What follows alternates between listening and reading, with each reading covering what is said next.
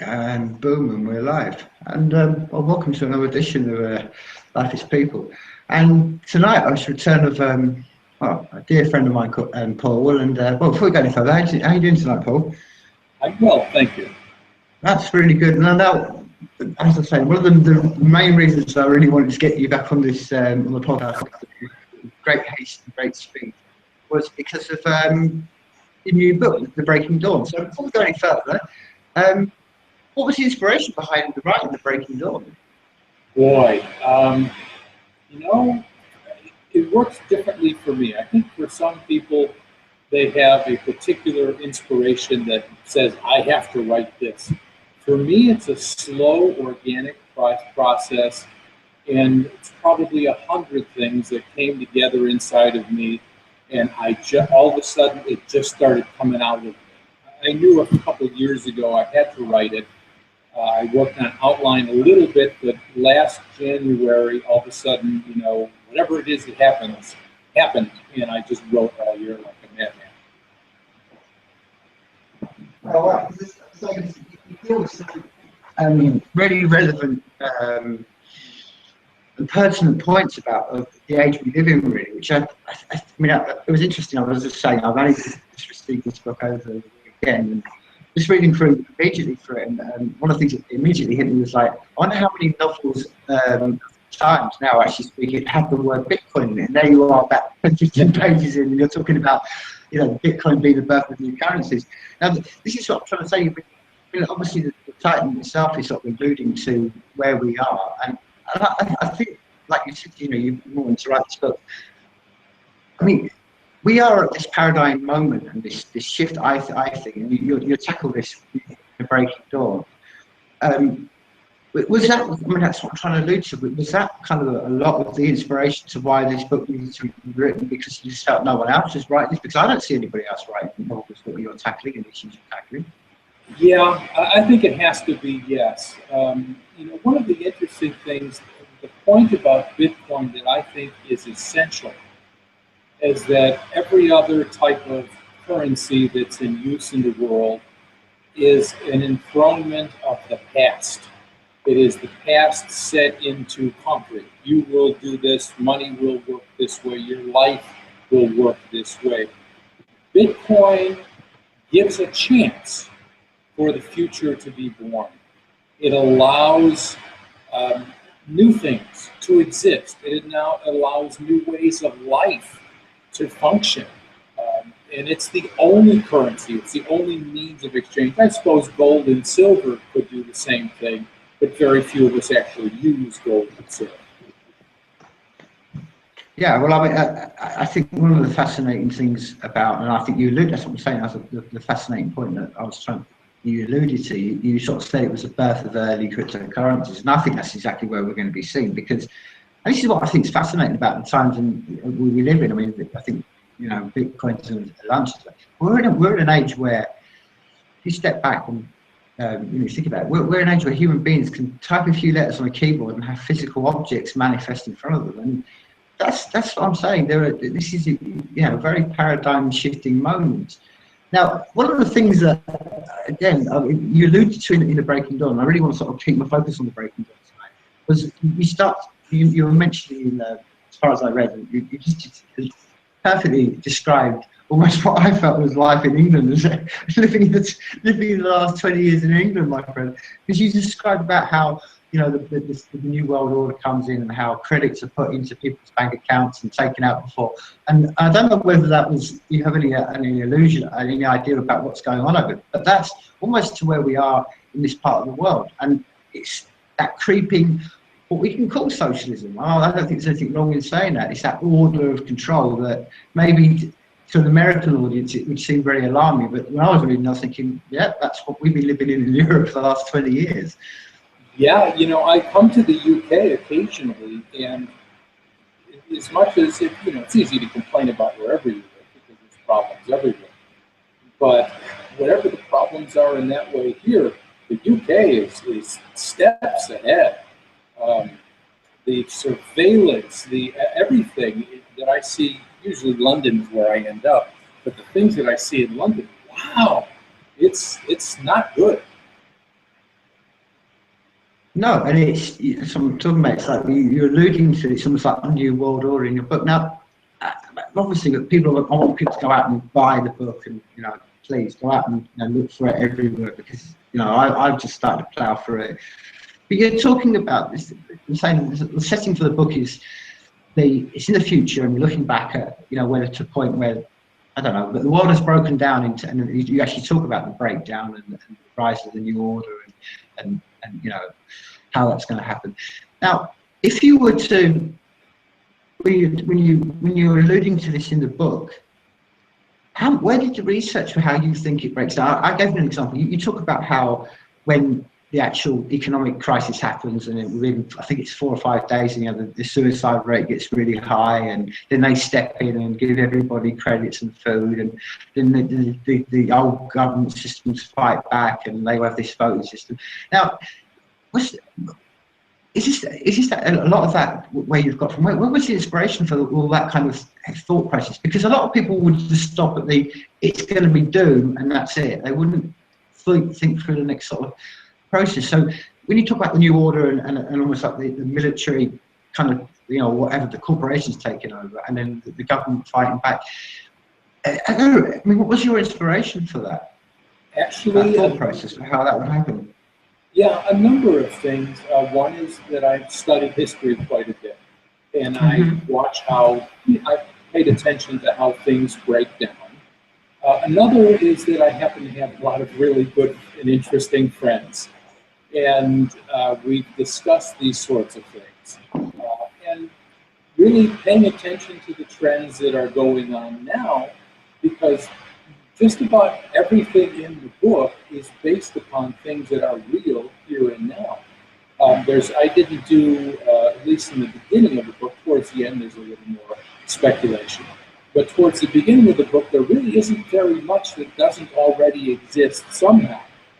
And if you take those things and kind of put them together and look at them, this is what you get. So the inspiration came from observation and conversations with my friends, the particular mechanics of the breakdown, particularly from my partner in crypto hippie, Jonathan Logan, who is a very interesting guy with very interesting thoughts. Now, obviously, I mean, the other side to this, and this is where myself and you conclude, because I've got some experience in writing as well.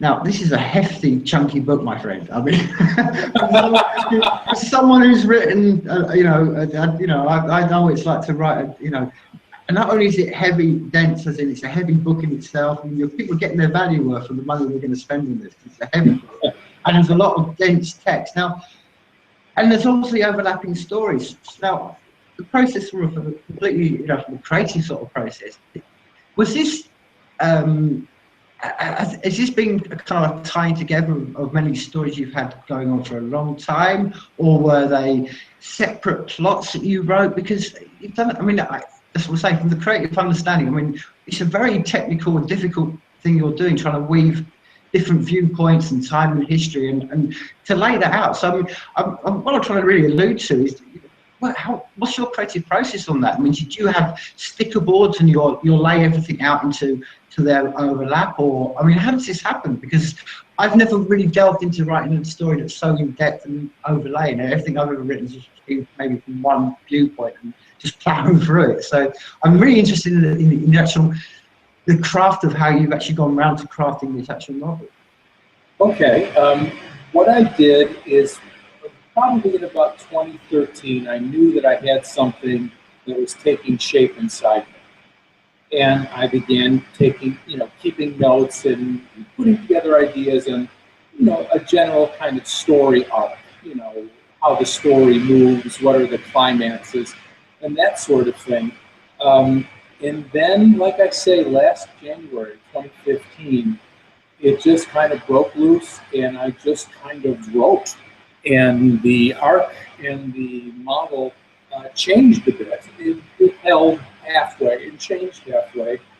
And the stories in there are largely taken from my own life.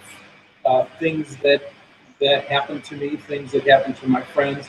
I like to write about things that I actually lived through myself, and that I've actually done or happened to my friends, because you can make up wild, crazy stories. Anybody can.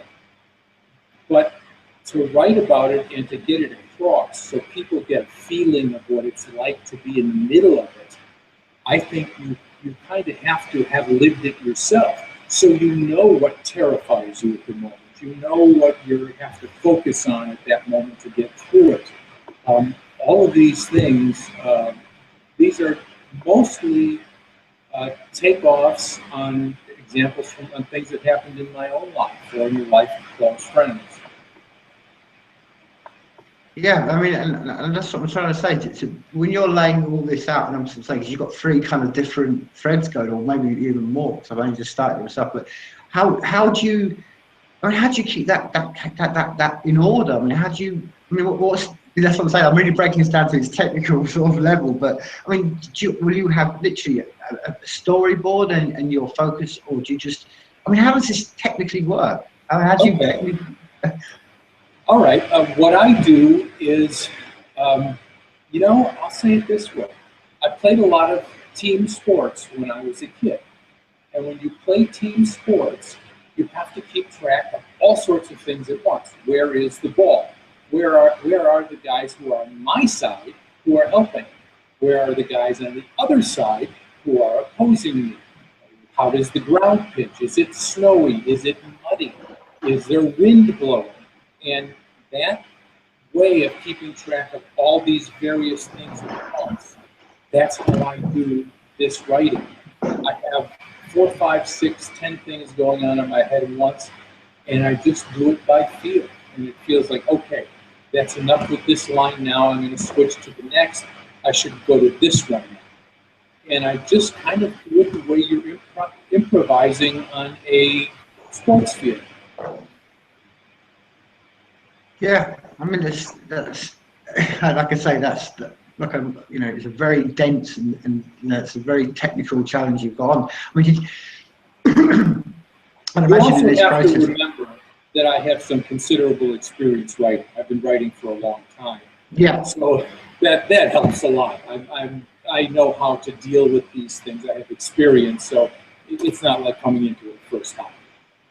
No, but these are, I mean, it sort of stems into really what one of the discussions that's kind of themes of the book so far is how the new world order doesn't like creativity. And this is one of the things I think is essential, really, and I think it's missing from the age we live in. That you mention it in a great line, like why would we waste our energy and time on creativity?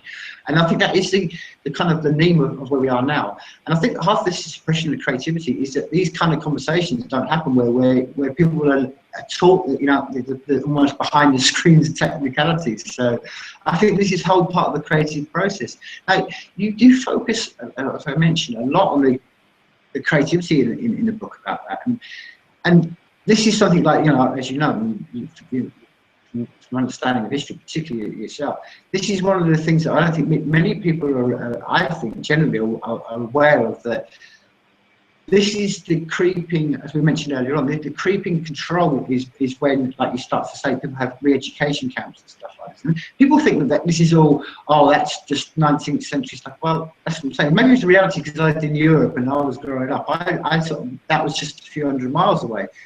Now, the projection that you go through the book on, and you comment a lot on how, it's creativity is suppressed, and then this leads to, to how people are. How in the current paradigm, how you look at America and how you're seeing things, I mean, how close do you think that you Americans, that they are to this level of creativity being suppressed outside? Because I mean, the education.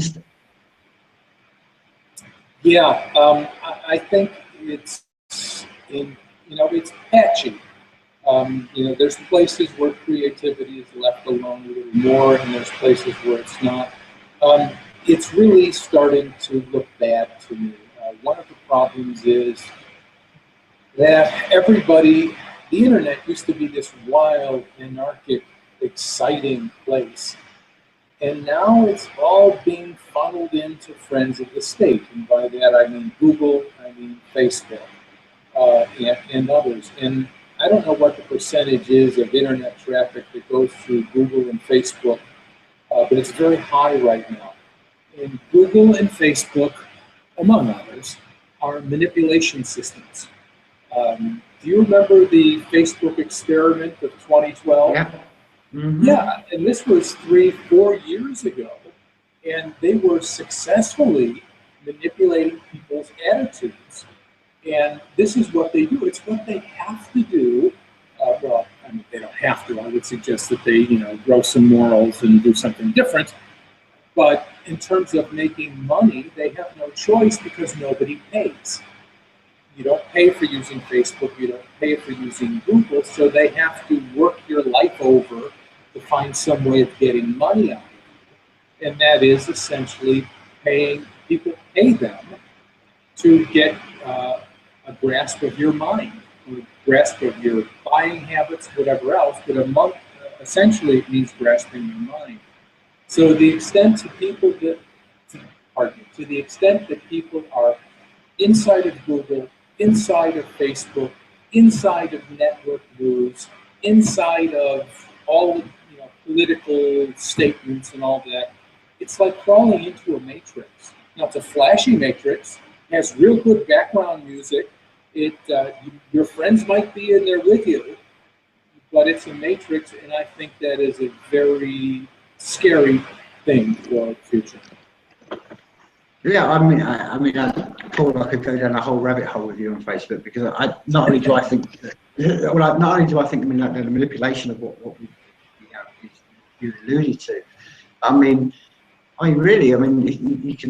If you want to go deep down that hole, Facebook is almost like our generation's version of, that generation's version of Coca-Cola. Coca-Cola wasn't around the world just to sell a drink. It was there to find information from the American state about what was going on around the world.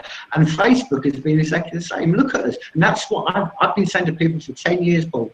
And it scares me how, almost like you say to people, they just refuse to, even when they acknowledge it. I said to people for a long time, I say, do you realize you're giving your life away? You're giving your secrets away. It's not being forced out. You're like some, novel from the 20s, like, the great power is going to come on.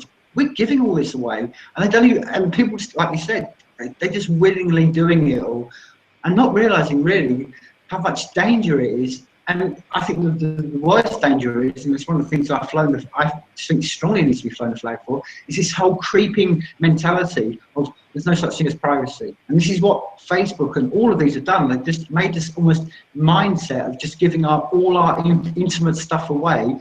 And what have they done? They haven't rewarded us for it. They haven't paid us for it. All they've done is just given us a platform, and we've just gone out and given our lives away and become subservient. And that's what I'm saying. Look at Facebook. Just look at it real. They're an American corporation. They probably know more about the human habits of the world. This would have been a dream 20 years ago in the communist state of Russia. Oh, if you think about East Germany and the Stasi and all of the various secret places of not too many years ago, not too far from where you are right now, parts of it not too far from where I am. This is their wildest dream. Any Caesar, any Tsar, anything, they would dream of having this power. And people have just given it away. Why? Well, because I get free stuff. Is that all it took? Mm-hmm. Exactly. And this is the things, maybe Paul, we're that generation a bit to remember all this. And this is what I said to people before, that, I don't know, maybe it's a conversation that I'm sure that you've had many conversations like this before, but you talk to people and they just think that, I think you allude to this again in the Breaking Dawn, it's almost, the reason this happens is because people sleepwalk into it. Like you just mentioned, they sleepwalk into a matrix. It's not forced upon people. It's just they just become, for a better word, they become fat and lazy. They're fat, lazy cows, and they just, whatever the farm will give them, they go, yeah, whatever. And then all the time, people don't realise that they're just like animals being herded into this system, and they don't care. It's just and the worst thing about that is you try to tell people, and they just go, oh well, I'm comfortable. It's great. Life is great. I've got Facebook and Twitter, and it's quite scary. It's quite a scary thought when, that's what I'm saying, I'm old enough to remember that, man, the same people that want to control in the East Stasi and stuff like that, the same mentality, look at what we've done. And it's, people just don't think, they think, oh, that's never going to happen again, and that dictatorships are a long time ago and far away. But as you would know, and you're far more, you know, eloquent and far more in depth in history than most people would know, that, you know, these totalitarian states can rise up any country, any place. It's not just unique to some one geographical part of the world, you know? Right, the framework is already in place everywhere. You know, people don't forget that the Soviet Union had a constitution, and it was a set of republics. It's the same structure that we have. I mean, if you read the Soviet constitution, and I recommend that people do, you can find it online. It had a lot of the same rights that we think we have that are right there in the Soviet constitution all of those years, and they claimed they were defending them, and they claimed that they were stamping down on racism, and they claimed that they were defending the rights of women, the same stuff that goes on now, and it was a complete police state. And the difference was in those days is that if you wanted to leave the United States or you wanted to leave England or France, you could do it. You could just, you know, okay, they made you get some you know, certificate of your, you know, passport. Okay, fine. So you get your passport and you can go. In the Soviet Union, you couldn't, at least not very easily. It was much harder. But now, if you're in the United States and you decide, I don't want to be from the United States anymore, I want to go somewhere else, they want 10 years of back taxes. And it's the same in, I think, 12 different countries now. The details vary. But they're putting in exit taxes on things. So what's the difference? You know, well, it's us. We're better, you know. And here in America, they have this, you know, freedom idea. Oh, we're the land of the free. And I go, how do you define free? And the bottom line is, if we're better than North Korea, we're free. That's, you know, that's what it comes down to for most people, because it's easier. And praising yourself is always pleasant, and you don't have to think. One of the lines that I like to use from time to time is that most people resent the responsibilities that are implied by consciousness. Yes. If you're conscious, if you see, if you're self-referential at all, you have to care about somebody who's being abused, about somebody who's being hurt for no cause, about 100 things. And to crawl into a little, you know, Facebook world, you get to escape the responsibility of consciousness. And unfortunately, too many people have taken to do it.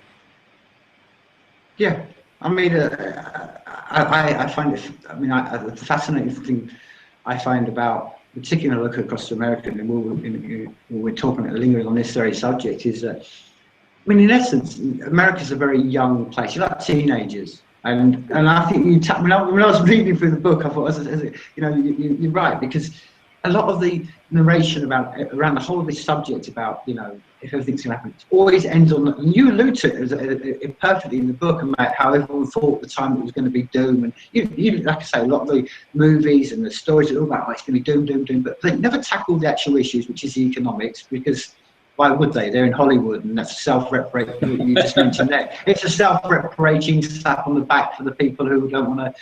It's just, do you know we are, Paul? This is the scary point where I'm saying where it's teenage mentality, and it's almost creeping over the world. And this, through the channel, we talk about Hollywood and stuff. It's this whole idea of, and it's creeping so much over here now. Is this idea that anybody sees any issue as a green light? Do you know what I mean? It's all these social justice warriors, and they see anything and it's a green light, and all this pathos and anger comes out in negativity. And it's not they, like you said, it's not they care for the suppressed or they care for women's rights and stuff. It's just that green light just to let all that stuff out. And it's like the kids, and that's what you know, yes. you allude to it in the book, and that's what I love when you allude to it in the book, that, you know, I can go back to the line when you say that, you know, the economic collapse happens and 4,000 people, you know, will commit suicide. I think you're absolutely right, and I think that would be the whole thing. And this is where, like I say, America, you know, I look at it and think, you almost think you're very, in that adolescent stage. And the next stage you're going to have to go through, which is what the British Empire and any empire, well, any balloon state gets to, is they realise that, okay, we have to go to ultimate control, or we're going to have to fractionalise and break down. I mean, it's what the Romans faced, it's what every great, and you're just the latest one. You know, America's the latest one. Like, you're going to have to go for that adolescence period, and then hopefully get into the adult stage, which is basically understanding that, okay, we need to talk. And hopefully, no, I say this, Paul, so hopefully, I mean, I sincerely think this, just as this conversation was carried on in the 40s, in the 30s by George Orwell and people like this is why we need books like The Breaking Dawn, because it carries this conversation through, and it's needed, and I don't know, I just think it's, I feel here we are in 2016, and you know, it's down to sort of someone like you to write this book. This should be every person that's leaving. You know, if I was 24 now, this would be what I'd be writing all the time, saying, look, this is coming, you better beware. But it's down to someone like you, my friend. And I'm not being funny, but we're that upper generation. You know, this should be the kids to be writing this book. Right. No, I understand entirely. But I maybe that's what I'm saying. I think it's just because maybe they don't have the insight and the wisdom, and I suck at like you were alluding to. I think most people just, as long as they can live for today, they don't understand. But you know, this is the whole thing about the economics. You talk about, this is what I love about what you're really tackling in The Breaking Dawn, because you stray into metaphysics and you're straying, but you're still. It's like this big white elephant that's been, you know, in our last conversation when we were talking about prehistory, and it's now in this conversation, and it's a big elephant that no one wants to talk about. But you know, America is what you're talking about, as the West as it is. Our economics is already dead. I mean, I don't know how we managed to do it for the last 2 years. We've fallen off the cliff. We're in suspended animation. We're like in purgatory, but it's all going to blow up. And this is, like you say, it's trying to. And that's what I'm trying to say. When it comes to that, go on. Okay. The economic system that we have now is just, it's a joke. Interest rates are essentially at zero, and we're looking to go negative, which is terrifying in itself. The economic system, the stock markets are being held up by the central banks. There's no question about this. How long can this go on? I don't really know. It would be nice to be able to be the proverbial fly on the wall at the central bankers' meetings, and we could see in the back room what they're talking about doing, when it's going to happen, but we don't have such information.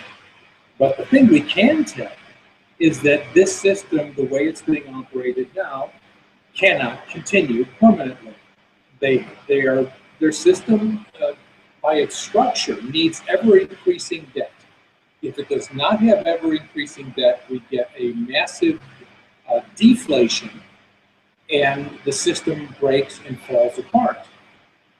I don't know how long they can just keep pumping in free money. Right now they've been pumping it into the stock market, and which benefits people who have some considerable assets. But the average working man and woman are getting screwed.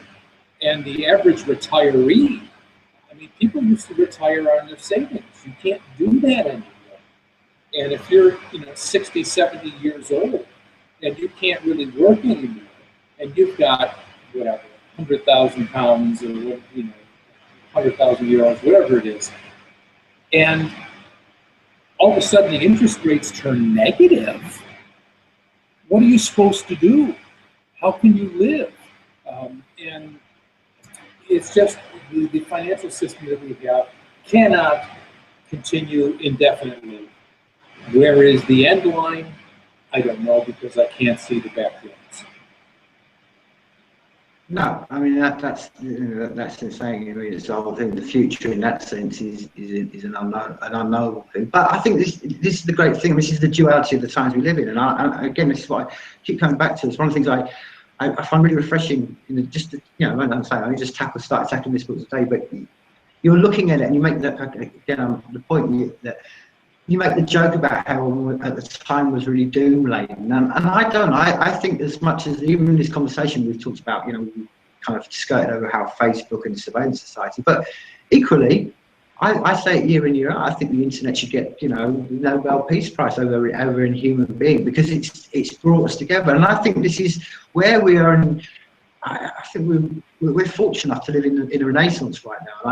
I do things are moving around us at a great intensity, and I don't know. I just think maybe that we're at this point in our civilization, we're actually starting to realise that, oh, actually, we're just on a rock spinning through space, and if we actually are going to get into there anywhere in the future, we've got to understand that this whole idea of debt enslavement and ideas of one person every 5 years can lead the people, and, you know, the idea that we have some guy that we don't give a bit, you know, it's almost beyond a joke that it's even discussed in a serious manner right now. And what I'm trying to say is, when it all does collapse, it's going to do.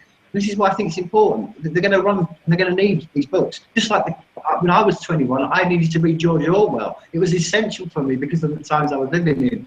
And this is what I'm going to say. And this is why I think everyone, please go out and read this book, because it's just giving you that positive and thoughtful view of what's, you know, could happen in the future. And I think it needs to be said, because I think there's too much, as you allude to, there's too much written about doom and the rise of the robots and everything. And I think the thing we're all waking up to, and has been through the internet and stuff, and where we are now, is we're actually starting to realise, and I think it's going to become more and more and more, that we don't have to pay attention to any of their rubbish. We can just go away and build a new world. You know?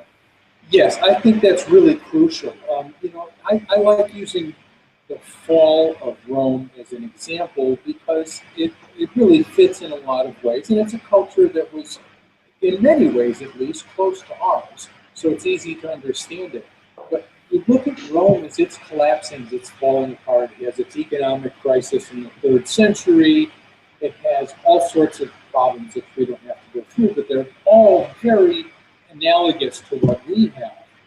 And if you look at the groups of the people in Rome who survived and thrived, it was one group who really did well, and they were the one group, and by this I'm talking about the early Christians, 2nd century, 3rd century, 4th century, and they separated from Rome. They're big. If you look through the things that average Christians wrote in those days, not just the names that came through, they're all saying, we are not of this world. We aren't part of this. They didn't try to defeat Rome. They just stepped away and said, this isn't ours. This isn't a good thing. We're going to ignore them and live our way. And I am convinced that that's the path to a better human future. The systems that govern the world now are barbaric. They're from the Bronze Age, if not earlier. And it's crazy. I mean, some guy in a big marble building on a hill is going to tell everybody else how to do their jobs, and you must give them half of your money, otherwise they'll lock you in a cage. This is barbaric. This is crazy stuff. We're all used to it. We grew up in it. It seems normal to us. But if you step back, if you imagine aliens coming in from a better world and looking at this, they're going, wow, this planet is seriously messed up. These guys are still, they have great technology, but their heads are in the Stone Age. And that's really kind of where we are. Bronze Age technology, Bronze Age rulership, Space Age technology. Yeah, you're absolutely right, Paul. Remember the thing about the aliens? If the aliens were looking down on us, they would look down on us, and I'll tell you, if they landed over certain parts of the world, they would go, okay, so how are we going to rule who's the leading, the top species? And they're going to see humans walking dogs having a defecation, and humans go around in plastic bags and picking them up, and they're going to think the dogs rule the world, man. That's where I always think about that when I think of how we would be viewed, because you're absolutely right. I don't know. I think you're right, Paul. I mean, this is where we're at. I don't think many people understand. I did a little rant one day, just to myself, you know. It was I forget what it was that inspired it. I read something on some news site or something that wasn't positive, and I just, for whatever reason, I was in the mood, and I wrote a little rant, and the final line was, "I know why the aliens don't land here." That's it, right? Exactly. I mean, but equally, that's what I was saying. I think it's, again, all of this is down to, like you said, we're living in systems and a world that is like this. But I think one of the things, one of the sharp focus for people to remember, and I think we just lingering. You mentioned it, a very point you just said then, that future is going to judge us. You know, just like we look back at the 20s, and I often allude to this, that how many people can remember how many artists who were popular in 1913, that all that old world stuff, and who were espousing the great idea. None of them, because what we remember is the guys who afterwards who wrote about the horrors of the pre-war, and that's, history will do. Just as even like all of us, every person is, on a very personal level, they always judge their parents and their grandparents, and we look back at our grandparents and think, oh, what a racist, sexist person you are. But Paul, you're right. We're going to be look back and think, well, look at what we're doing as a human species to each other. And the worst thing is, I think that generation that will come through will find it really hard to forgive us. Quite rightly so, because. But you had the tools, you had the internet, you chose not to. You chose to sit at home and watch Americans Got Talent rather than going out and having a real conversation. You chose to go to the shopping mall rather than going out and try to expand your mind and have some human contact. You chose these things, and that's where I think the future is going to judge a lot of our generation and people who are living right now very, very harshly, because previous generations can go, oh, we didn't have any choice. And I think the other one as well, we're living in a generation, which again what you're lingering to, all our stuff is up there. I mean, if you were to do the Second World War, a lot of I lived in Argentina for a while, a lot of the people who just escaped from the Nazis all went down to Germany and went, oh, but we were just German, we had nothing to do with it, blah, blah. No, the future will remember all this stuff. We're not going to be able to escape. So for those two sways, that should be enough to wake most people up and go, oh, I better start thinking about how, I changed my life, because the future marches on, the time marches on. These kids are getting older every day. And at some point, like you said, we're all going to be looked after by these people. And these kids might turn around to us and go, I don't want to look after you, Granddad. Not the way you treated the world in 2016. Yeah, no, it's a big deal. The future is going to judge us. People don't want to think about that because it's not exactly pleasant, but it's absolutely true. What do we think of people 200 years ago? We think some of them were wonderful, doing really well with what they had.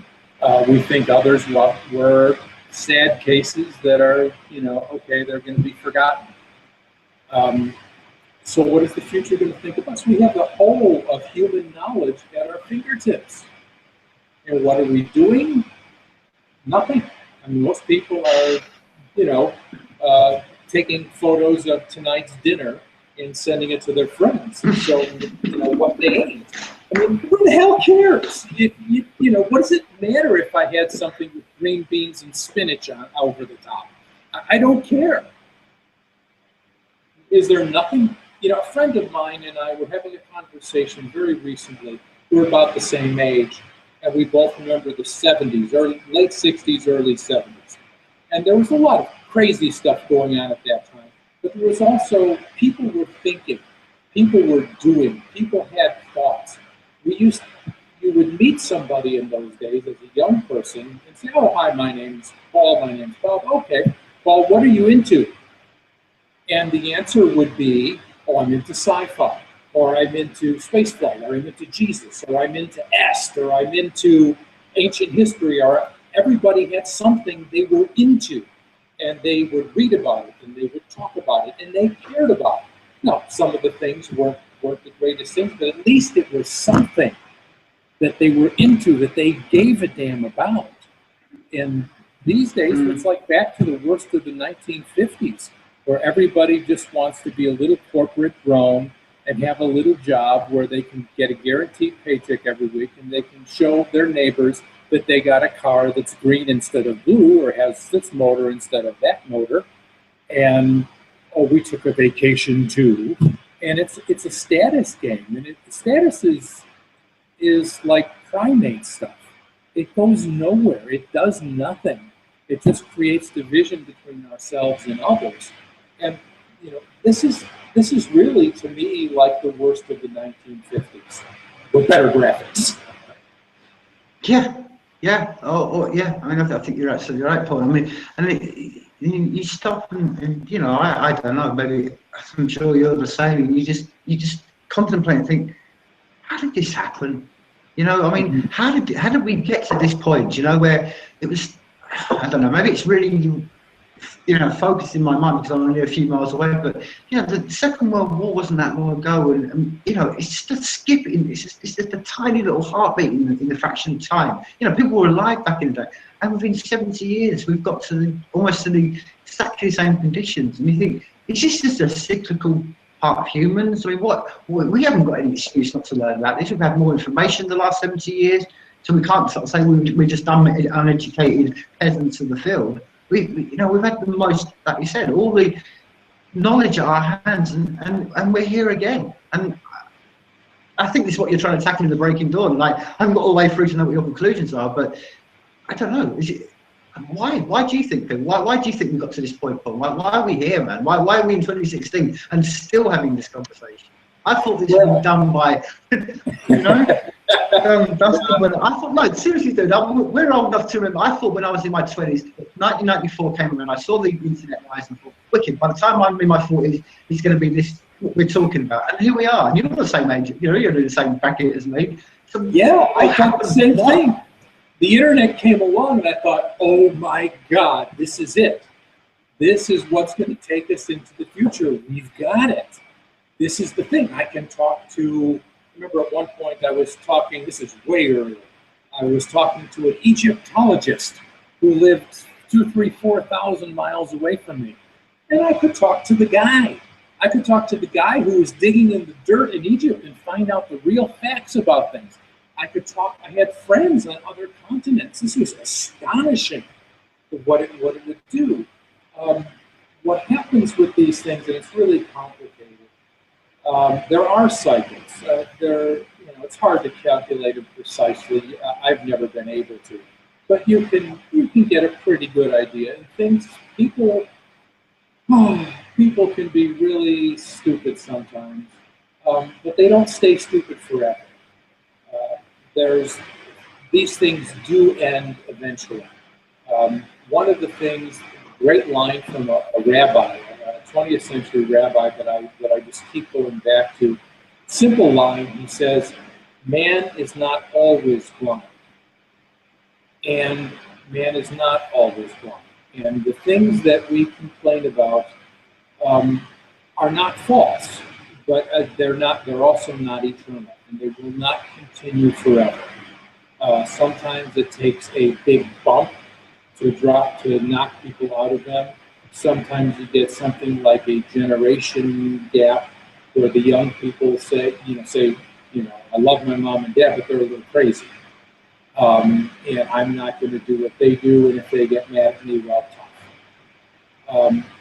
So these things do break, and I'm convinced that this current, 1950s sort of situation will break as well.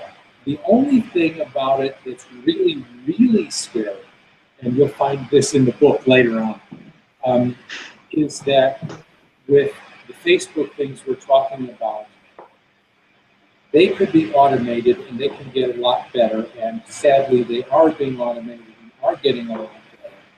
And that really does create a sort of matrix, and if that gets full enough and thick enough, people will not extract themselves from that. And that's truly frightening. Yeah, you're absolutely right, Paul. And I mean, I even think with that dystopic nightmare of what that is, I think even above that point, or also overview of that point is, I've spent many hours on this podcast discussing about AI and the future and stuff, and I don't mind any of that. I mean, people paint whatever, as long as it's choice. as long as I had the choice that I want to go and plug myself into a matrix and I could go and spend the rest of my life, you know, plugged into a machine and living that life, that's great, but it's all down to choice. And this is, I think a universal, like I said before, we've carried this light, you know, through some dark times and stuff, but this light of freedom and of having the choice, it isn't. And I think this is one of the things that we, you know, where people are, and that's what I'm trying to allude to, we're having a conversation earlier on. I think people think that this is it's always going to be this way. And the light of freedom has been, you know, snuffed out at times, and very close to being snuffing out. And like you say, it could happen very, very. This is where we are. We can tip one way or the other. But the great thing is what you were mentioning earlier on. I think it's a very driver what you're saying is that we all have the ability to do this. It's, you know, when we have to sort of sit there and go, oh, please, someone out there help me. No, the real awakening is in you say, look, if you want to do something yourself, do it yourself. You know, and stand up for it. And I think the thing is that even on the front cover of the book, I mean, you allude to it on that, and this is one of the things that us the creative, and that's why we come right back to where we started this conversation, why creativity is important, because it's the creativity of us creative who actually point out to the world, yes, that life is just sinking sand. When you're out, the front of that book cover is exactly it. You know, we want to shield ourselves from the realities that we're all just sinking sand, and that life's just going to pass on, and you know, and that is what drives innovation. That's what is driven to that point. That's what drives the creative. That's what, you know, but we live in a world where we want to be shielded from that, and that's why we live in this world of, like we've been discussing, you know, the lovely illusions of what we're eating, and cinemas and TV and all the bells and whistles. Or going back to what you were saying, is it would be the old Bible analogy: the road to hell is paved with lights and shiny gold, and the road to salvation is the windy thin road. Right? Right. A lot of the things, the Facebooks, the TV 24 hours a day, all of those things are kind of like an infant in his little, you know, safety blanket, the little blanket that he loves, the little kid who has to have his blanket with him. These things do go on for frighteningly long periods of time, but eventually they do change, and once given an opportunity to change, more and more people will. I see more and more young people, in particular, some older too. I don't want to be unfair to the old people. There's a lot of those too. But it strikes me with the young people who really get it, who read things and understand them and say, "Wait a minute, the world is wrong. This isn't the way it should be. This is immoral." You have the whole groups of the voluntarists and the agorists and the crypto-anarchists, and you get people like homeschoolers and Bitcoiners. These are people who say, I'm right and the world is wrong. The inertia of the world is wrong, and I'm not going to follow it. I believe in whatever, X, Y, Z. It usually ends up being a pretty coherent, pretty common group of ideas, as in coercion is immoral. People should be free to do whatever they want as long as they don't hurt anybody else. And if you actually believe those things, you cannot go along with the current of the world. Because it isn't that way. It's different. The world systems are built upon coercion. If you dig down to the definitions of them, they are monopolies on coercion. And if you're going to be honest about it, it's simply immoral. It is, and this is where I think we're fortunate. I was saying before, we live in the times that, like anything, there's so many disruptive technologies coming at the moment, and you know, and it's great that people, like you said, you mentioned Bitcoin and cryptocurrencies, and I think they're all great and stuff like that. But I think what's essential, and I think this is like all great things, it's going to bubble up. Some kid somewhere, or you know, will come up with some invention that will just change everything. You know, it's like the moment, you know, the big key that I think is missing. Notice what you just said then, Paul, is that, you know, we need this idea of having privacy and an idea we can have these conversations. And just having a decentralized internet that isn't controlled, that would be a huge step forward, because, and it would change, I think would change a lot, because the more disruptive technologies that come around, this is what you know, technology does, and the exponential rise of it, it gives more and more the ability for human beings to communicate without any third party. And that, to me, is why I think we're living in very fortunate times, and the times that just 30, 40, you know, even that 20 years ago, that we would have been like, wow, we really have got the tools in our hands. And this is why I was alluding to earlier on. I was of the generation, Paul, that's what I'm saying, like you were, in 94, thinking it was going to happen. What happened to my generation? They all had kids, voted Tony Blair, went to the Gulf Wars, and here we are again. And I'm like, no, we can't allow this to happen again. And we've got that crossroads moment in our history right now, where what will happen will be shaped and destined by the people like me and you and everybody who may be listening to this, and the people we're going to talk to and listen to, because it's us ultimately. We can't. That's the real paradigm shift where we start relying on people above us, or or other people to shape our lives, and we say, you know what, we can do it ourselves. And that's where I think we're at this crossroads. And I tend to be leaning more towards the optimistic side, maybe more towards you, because I do have I think that there's the universe is basically almost pushing us towards love and not towards hate. That's that on a very sort of metaphysical level. I think that's, if you break it down, that's why I tend to be optimistic. You're going to enjoy the end of the book, let me tell you that. But I entirely agree with you. Long term, I am a massive optimist. I can pay attention to some of the problems that are going on now simply because I have to deal with them and other people have to deal with them. But long term, I am hugely optimistic for mankind in general. We're really, our future is golden. We just have to get through this current darkness, if you will. And like I say, people do break out from time to time from this kind of crazy groupthink. I must do what other people tell me. It's right for other people to order me around mentality. One of my stories that I like from history was in about 1100 AD. Learning had kind of gone into a bad cycle. There was learning in the early Middle Ages. People call them the Dark Ages, but that's not fair. It was in a lot of ways an improvement over Rome. But in any event, about 1100 was a particularly dark little moment for education. And there was a guy named Peter Abelard who, at 16 years old or so, ran away from home, marched across France from his little town to Paris, learning at every little town. If he could find somebody he could learn from, he learned from her. And made his way to Paris, and began to study, and then began to teach on his own, and to teach differently from the few teachers in Paris. And they, of course, long involved story, they kicked him out and did nasty things to him. And he ended up in a little tiny little country place somewhere, preaching in a little oratory, a little tiny little shack built from reeds.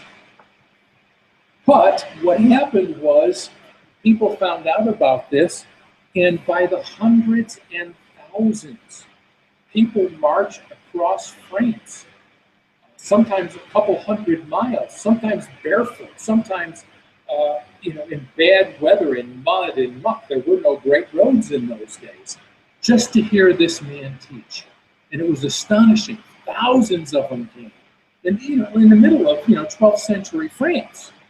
And they slept out on the fields a lot of times because there was nowhere to sleep in this tiny little place, just to hear somebody teach in a way they could understand. So man is not always God. We see a lot of problems now, and they're real and legitimate and things we need to pay some attention to, but it doesn't continue crazy forever. And man is not always blind, and there is hope.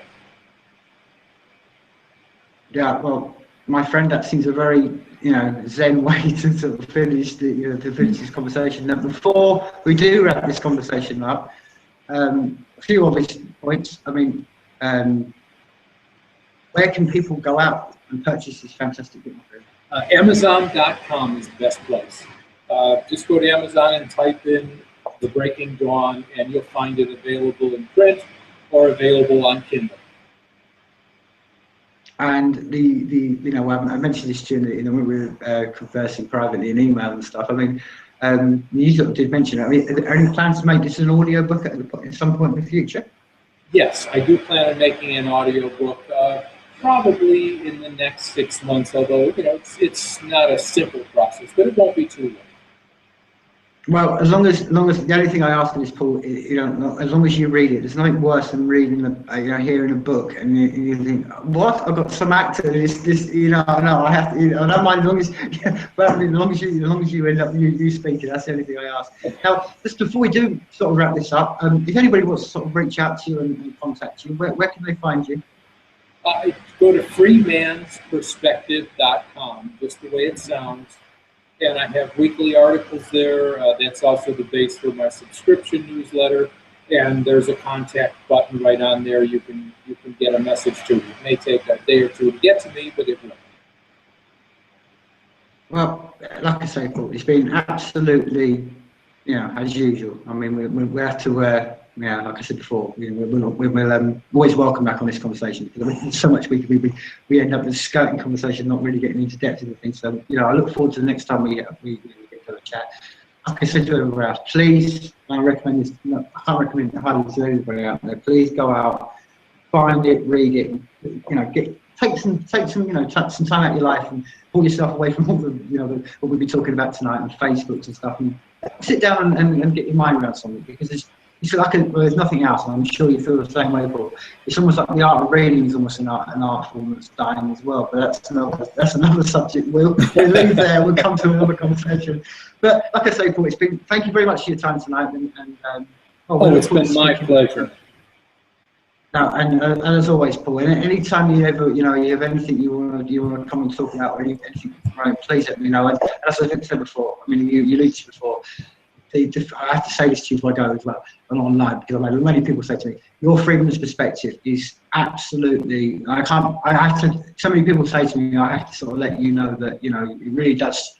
They look forward to it. It's almost like a, you know, where's the, you know, like a weekly update of the couple of weeks, you know. So you really are affecting people. And I say this, and I think it's important to say, because, you know, me and you are the same sort of creative type of people, and so this is I think the optimistic, and I think you would allude to this, and I think it's probably the point you're making in the whole of the point is that we can all make a difference, and that's the thing. When you write your friend's perspective, you're affecting people that you're never going to meet. And that's the point of all the creativity, and I think that's the essence of what we talked about in this whole conversation. Is that, you know, every human being can stand up, and by doing that, you do make a change. And I think that is the ultimate lesson of life.